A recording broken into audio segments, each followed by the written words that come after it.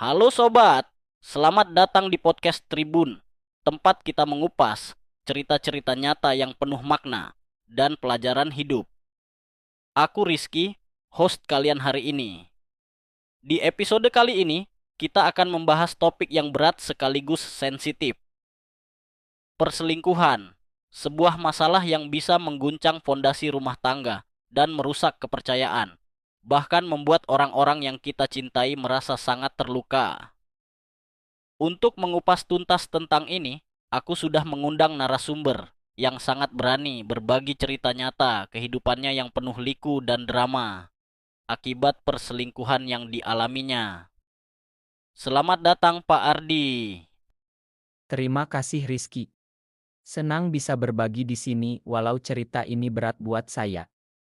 Pak Ardi, sebelum kita masuk ke cerita perselingkuhan, bisa ceritakan sedikit tentang latar belakang Bapak dan bagaimana Bapak memulai rumah tangga. Tentu Rizky. Saya dan istri, Lina, menikah 10 tahun lalu. Kami bertemu waktu kuliah dan saling jatuh cinta. Awalnya semuanya sangat indah, penuh harapan dan mimpi. Kami punya 2 anak dan rumah tangga kami kelihatannya bahagia di luar. Jadi dari luar terlihat harmonis ya. Betul. Tapi seperti yang banyak orang bilang, kadang apa yang terlihat di luar belum tentu yang sebenarnya terjadi di dalam. Kapan kira-kira Bapak mulai merasakan ada masalah?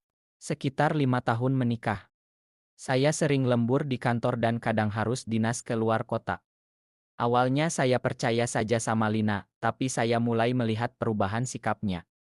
Lebih sering pulang larut, handphone yang selalu dikunci, dan sikapnya jadi dingin. Apakah Bapak pernah curiga? Iya, saya mulai curiga. Tapi saya coba menepis perasaan itu karena tidak mau berprasangka buruk. Sampai suatu hari saya menemukan pesan di HP-nya yang sangat mencurigakan. Bagaimana perasaan Bapak saat itu? Hancur, Rizky. Rasanya dunia runtuh.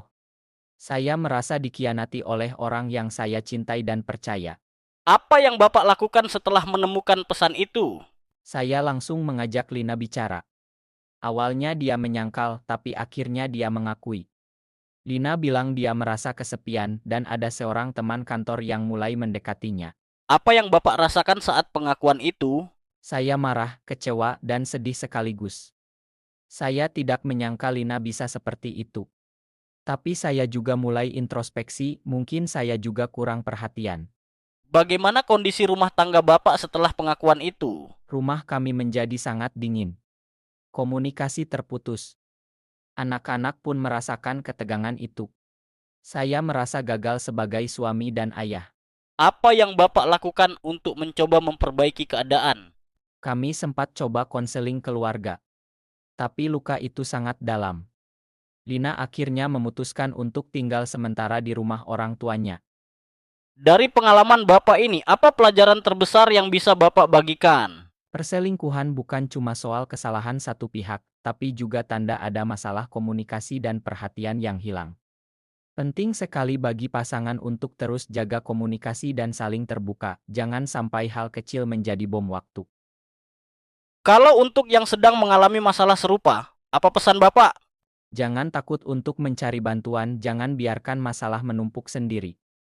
Dan kalau ada luka, beri waktu dan ruang untuk penyembuhan, tapi juga jangan abaikan diri sendiri dan keluarga. Pak Ardi, bagaimana kondisi Bapak dan keluarga sekarang? Kami sedang berusaha membangun kembali. Prosesnya tidak mudah, tapi kami berusaha untuk saling mengerti dan memakan demi anak-anak. Terima kasih banyak Pak Ardi, sudah berani berbagi cerita yang sangat pribadi dan berat ini. Semoga pengalaman Bapak bisa menjadi pelajaran dan pengingat bagi kita semua. Terima kasih juga sudah memberikan kesempatan.